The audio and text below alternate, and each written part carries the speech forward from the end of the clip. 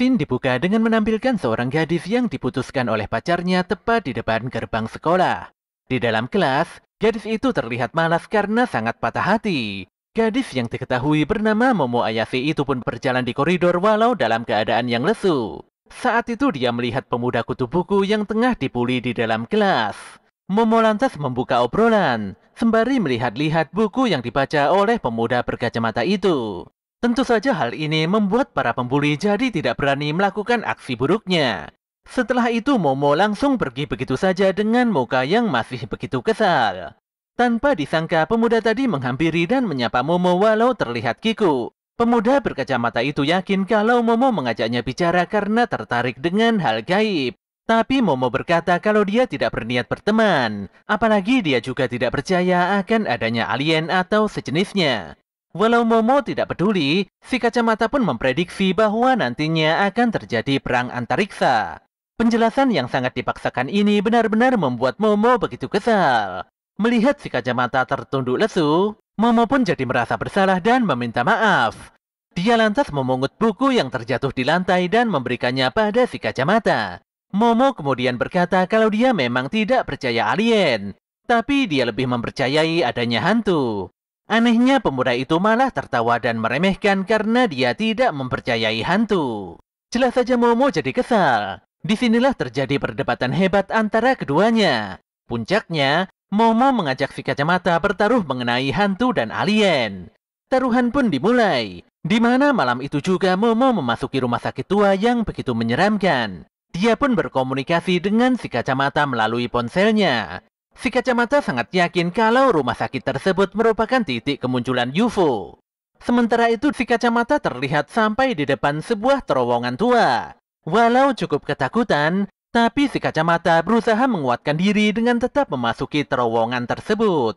Walau Momo mempercayai akan adanya hantu, tapi nyatanya gadis itu belum pernah bertemu dengan makhluk astral tersebut. Pun demikian, Momo hanya bisa menyampaikan kalau neneknya adalah seorang medium roh.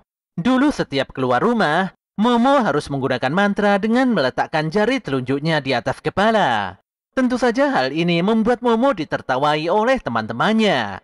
Keduanya pun terus ngobrol melalui ponselnya masing-masing. Tapi di tengah obrolan itu, si kacamata menemukan sesuatu yang janggal. Saat dia menoleh ke belakang, tanpa disangka muncul hantu nenek peyot yang ingin mengambil paksa burungnya. Jelas saja si kacamata langsung berlari secepat kilat untuk menyelamatkan diri. Sayangnya si nenek turbo sangatlah cepat dan langsung menangkap si kacamata dalam sekali hentakan. Momo pun mulai panik mendengar teriakan si kacamata di seberang telepon. Namun saat hendak pergi, tanpa diduga Momo bertemu dengan 3 sosok makhluk aneh yang sangat menakutkan. Sesaat kemudian, Momo dibangunkan oleh makhluk yang menyebut dirinya sebagai alien serbo. Dikarenakan ras alien ini hanya pejantan saja, maka mereka memperbanyak diri dengan teknik cloning.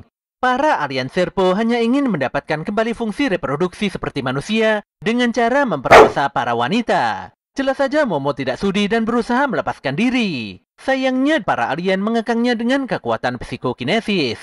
Saat alien serpo hendak melakukan aksi bejatnya, tanpa disangka ponsel Momo menyala tanpa sebab. Dan dari layar ponsel itu muncul sosok hantu nenek turbo. Ternyata sosok tersebut adalah si kacamata yang telah dirasuki dan dikutuk oleh nenek turbo. Para alien pun memperlihatkan wujud mereka yang sebenarnya. Namun nenek turbo berhasil melibas seekor alien lainnya. Alien terakhir pun mengcounter turbo hingga menabrak dinding dengan begitu keras. Si alien pun kembali menekan Momo dengan kekuatan psikisnya. Hal ini pun membuat pikiran Momo terbang ke masa lalu, di mana kala itu sang nenek memberitahunya mengenai kekuatan Ki. Saat itu juga, tanpa disangka Momo berhasil membangkitkan kekuatan espernya dan menghempaskan si alien hingga meremukkan pesawat UFO-nya. Tapi masalahnya masih belum selesai. Walau Momo berhasil mengeluarkan nenek turbo dari tubuh si kacamata, sayangnya pemuda itu masih saja kesurupan dan tidak bisa mengontrol diri. Ternyata burung si kacamata telah diambil paksa oleh si nenek turbo. Selama burung si kacamata itu dikuasai oleh nenek turbo, maka kutukan pemuda itu tidak akan bisa dilepaskan. Momo harus mendatangi nenek turbo di terowongan agar si kacamata terbebas dari kutukan. Saat ini pesawat UFO nampak tidak terkendali dan menabrak gedung rumah sakit. Si kacamata akan lepas kendali jika Momo tidak menahannya dengan kekuatan psikisnya. Lebih parahnya lagi, ternyata nama asli si kacamata ini adalah Takakuraken. Sudah sangat jelas kalau itu adalah nama artis yang sangat disukai oleh Momo Ayase.